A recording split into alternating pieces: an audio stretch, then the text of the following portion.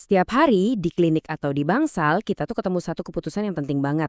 Pasien ini perlu antibiotik? Enggak ya.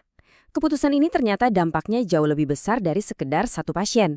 Yuk kita bedah bareng-barang prinsip-prinsip inti penggunaan antibiotik yang bijak buat melawan salah satu ancaman kesehatan terbesar di zaman kita. Nah, kutipan dari WHO ini pas banget, menggambarkan dilema kita semua. Di satu sisi, kalau kita terlalu gampang meresepkan, kita justru mempercepat resistensi. Tapi di sisi lain, kalau kita nggak meresepkan padahal perlu, akibatnya bisa fatal. Jadi tantangan kita sekarang adalah gimana caranya menemukan keseimbangan yang pas, memastikan setiap resep yang kita tulis itu benar-benar tepat sasaran. Oke, jadi alur obrolan kita bakal kayak gini. Kita mulai dari ancaman resistensinya dulu, lalu kita masuk ke solusi praktisnya. Kapan sih sebaiknya mulai terapi? Apa aja dua jalur pengobatannya? Gimana prinsip deeskalasi? Dan yang paling penting, gimana keputusan kecil kita sehari-hari bisa membawa dampak yang luar biasa besar? Pertama-tama, kita harus sadar dulu ya, resistensi antimikroba atau AMR ini bukan lagi sekedar isu di jurnal-jurnal medis. Ini adalah pandemi senyap yang nyata, terjadi di bangsal kita dan berpengaruh langsung ke hasil pengobatan pasien-pasien kita.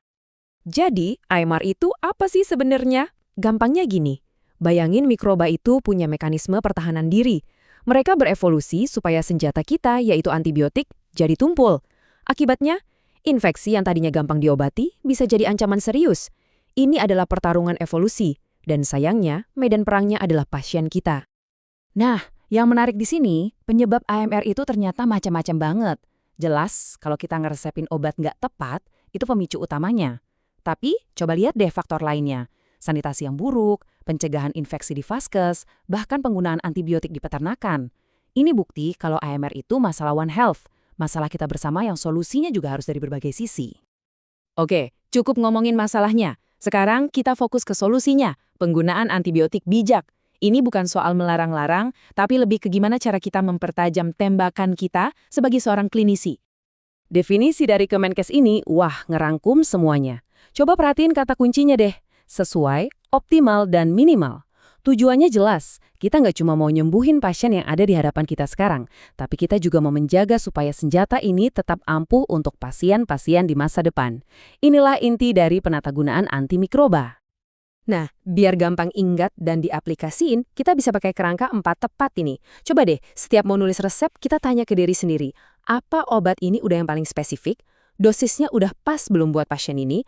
Rutenya paling efisien dan aman nggak? Dan yang penting banget, apa durasinya udah yang paling pendek tapi efektif? 4 pertanyaan ini harus jadi checklist di kepala kita. Sekarang kita masuk ke pertanyaan yang mungkin paling penting dan paling pertama, kapan sih kita harus mulai kasih antibiotik? Ini nih, gerbang pertamanya. Kalau kita salah di titik ini, wah bisa-bisa seluruh pengobatan kita salah arah dan cuma nambahin masalah resistensi. Jadi, kemampuan kita buat bedain antara keduanya itu jadi kunci banget. Lihat deh petunjuk-petunjuknya di sini. Infeksi bakteri itu seringkali punya pola yang khas, misalnya gejalanya makin parah setelah tadinya sempat membaik atau berlangsung lebih dari 10 hari. Sebaliknya, kebanyakan ISPA atau diare itu kan penyebabnya virus dan akan sembuh sendiri.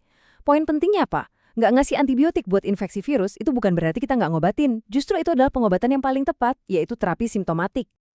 Oke, kita udah yakin nih pasien ini perlu antibiotik. Sekarang, ada 2 jalan utama yang bisa kita ambil, terapi empiris atau terapi definitif. Apa bedanya dan kapan kita pilih masing-masing? Terapi empiris itu ibaratnya serangan cepat kita waktu kondisi pasien gawat kayak sepsis. Kita pakai antibiotik spektrum luas berdasarkan dugaan klinis terbaik kita. Tapi ini cuma langkah awal. Tujuan akhirnya harus selalu terapi definitif, yaitu pakai antibiotik paling tajam dan spesifik setelah kita tahu persis musuhnya dari hasil kultur. Jauh lebih presisi, lebih efektif, dan dampaknya ke resistensi juga lebih kecil. Dan ini aturan emasnya yang nggak boleh dilupain. Ambil sampel buat kultur sebelum dosis pertama antibiotik itu harga mati. Kenapa? Karena tanpa kultur awal, kita kehilangan kesempatan buat mengidentifikasi musuh yang sebenarnya. Kita jadi terjebak dalam terapi tebak-tebakan yang kurang optimal. Terus, gimana caranya kita pindah dari yang tadinya serangan cepat yang luas ke pengobatan yang tepat sasaran? Nah, disinilah prinsip kunci bernama deeskalasi berperan. Alurnya tuh logis banget kok. Kita mulai dengan cakupan luas untuk menyelamatkan nyawa, Lalu setelah sekitar 48-72 jam, kita lihat hasil kultur dan kondisi pasien. Kalau semuanya mendukung, kita lakukan deeskalasi, ganti antibiotiknya dengan yang lebih spesifik. Ini kayak beralih dari shotgun ke senapan sniper. Dan yang terakhir, jangan lupa, hentikan terapi sesegera mungkin kalau infeksi sudah teratasi. Jangan diperpanjang tanpa alasan klinis yang jelas. Terakhir, mari kita lihat gambaran besarnya. Setiap satu resep yang kita tulis, itu efeknya bisa kemana-mana loh, jauh melampaui satu pasien yang kita tangani. Tabel ini nunjukin dengan jelas apa taruhannya. Kalau kita salah pilih, bukan cuma pasien yang kena resiko efek samping atau kegagalan terapi, tapi kita juga mempercepat krisis AMR dan membebani sistem kesehatan kita.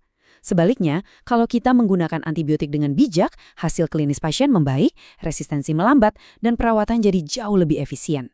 Pilihan kita benar-benar menciptakan efek domino. Jadi, saya mau ninggalin rekan-rekan sekalian dengan pertanyaan ini. Setiap kali kita memegang resep atau membuka rekam medis elektronik, kita sedang membuat sebuah pilihan.